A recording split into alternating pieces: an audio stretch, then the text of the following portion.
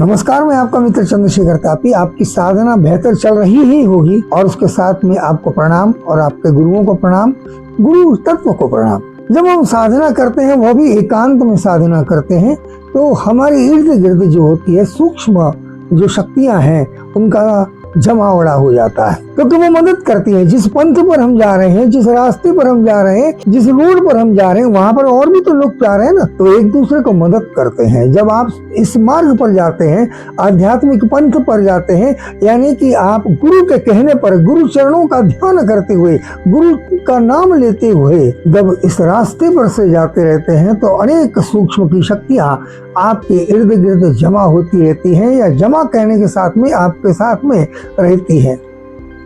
इसे अनेक अनुभवों के साथ में हम बता सकते हैं, हमने खुद के अनुभव के बारे में भी बता सकते हैं। लेकिन हम एक वीडियो के माध्यम से हमने देखा कि बहुत सुंदर उन्होंने एक प्रसंग बताया था कि वो नर्मदा परिक्रमा कर रहे थे, और कई बार कर चुके हैं कि नर्मदा परिक्रमा कर रहे थे, और करते करते उन्होंने बताया कि उनके कमंडलों से अनेक कमंडलों टकराने की आवाज और आभास उन्हें हो रहा था। इसका मतलब यह है कि कोई दिखाई तो दे ही नहीं रहा था, लेकिन उनके कमंडलों से और भी कमंडलों टकराने का आभास उन्हें हो रहा था। ऐसा लग रहा था कि बहुत सारे लोग आसपास से गुजर रहे हैं, नर्मदा परिक्रमा कर रहे हैं। इसका मतलब क्या हुआ? इसका मतलब यह हुआ कि और भी लोग जो सूक्ष्म रूप से काम कर रहे हैं, वो भी काम कर रहे हैं।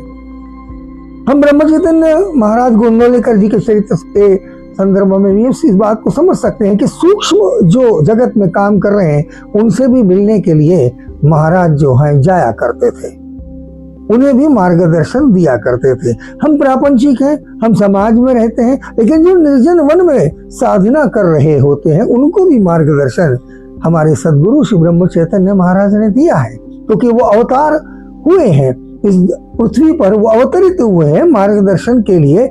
हम सब मुमुक्षु हैं, हमें मार्ग वो दिखाते हैं, इस मार्ग पर चलो, और फिर साथ में देते हैं। तो इसका तात्पर्य यह है कि जिस पंथ में जाओगे, जिस मार्ग पर जाओगे, जिस राह पर जाओगे, वहां उस प्रकार के लोग मिलेंगे। कहते हैं ना, संग वैसा हो वो मिल अपने आप हो जाता है। जैसी आपकी हैबिट्स है, जैसी आपकी रुचि है, वैसे लोग आपको मिल जाएंगे। तो ठीक इसी प्रकार से जब एकांत भाव से या एकांत में रहकर आप साधना करते हो, तो आपके इर्द गिर्द सूक्ष्म सशक्त रूप से शक्तियां भी रहती है। वो आपको नहीं दिखेंगी, लेकिन रहती जरूर है। वो आपको मार्गदर्शन करती है ताकि आप आगे बढ़ो, क्योंकि ये परमात्मा की कृपा है, परमात्मा की एक योजना है। इस बात को हम इस बात से भी समझ सकते हैं, बहुत अच्छी तरीके से समझ सकते हैं कि हनुमान चालीसा में साधु संत के तुम रखवारे कौन है, अब दिखते हैं क्या? तो हम साधना कर रहे हैं, तो हमारे साथ में कोई न कोई बेहतरीन शक्तियां, सकारात्मक शक्तियां, सूक्ष्म शक्तियां अवश्य रहती हैं। तो जब भी आप जाप करो एकांत में, तो ध्यान रखना कि आसपास कोई है। इस बारे में दत्त भैया महाराज हमेशा कहा करते कि आप दरी बिछाया करो। उपासना में आप अकेले भी बैठे हो, महाराज और हम तो रहते हैं, इसके अलावा और भी लोग सूक्ष्म की जो शक्तियां हैं, सूक्ष्म लोग साधक हैं, वो भी आकर बैठते हैं, वो हमें दिखाई नहीं पड़ते। तो उपासना जब भी करो, ध्यान करो, साधना करो, नाम करो, तो भी आसन आसपास बने रहना चाहिए, ताकि हमारे आसपास लोगों को देखने में सुविधा हो। इसका अर्थ यही हुआ कि हम अकेले नहीं हैं।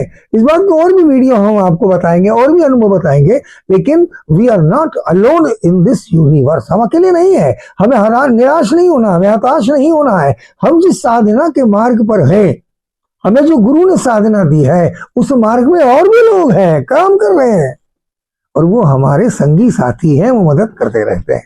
इसलिए आनंदित रहिए और साधना के मार्ग पर बने रहिए, और आनंद लीजिए, साधना का नाममय कर लीजिए जीवन, और गुरु चरणों का आनंद लें। शुभ कामनाओं के सहित आपका मित्र चंद्रशेखर तापी। प्रणाम, नमस्कार।